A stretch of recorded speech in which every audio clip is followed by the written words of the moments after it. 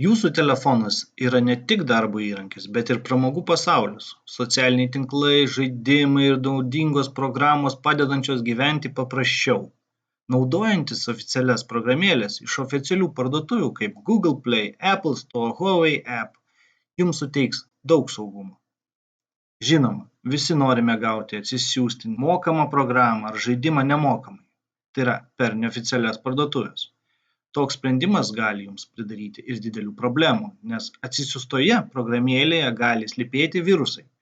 Jūsų duomenys gali būti nutekinti, ar visi duomenys būti užšifruoti, jums nebeprieinami ir iš jūsų gali būti prašoma išpirka. Tokių nelegalių programėlių įdiegimas darbo telefone gali pridaryti jūsų įmonei didžiulius nuostolius bei reputacijos sugadinimą. Saugokite savo asmeninius duomenis ir nerizikuokite įrašydami nelegalias programėlės iš neoficialių svetainių. Oficialiuose programėlių parduotuvėse rinkitės tik aukštus balus turinčias programėlės. Perskaitykite kitų žmonių komentarus, o įsidiegę įvertinkite, ar tikrai norite programėlei suteikti visas prieigas, kaip prie multimedijos duomenų, vietos nustatymo ir panašiai.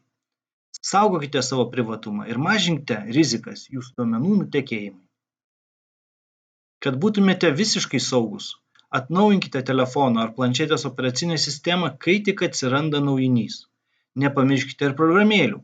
Nustatykite, kad programėlės atsinaujintų automatiškai. Tokie naujiniai padaro jūsų darbo ar pramogų įrankį saugiu.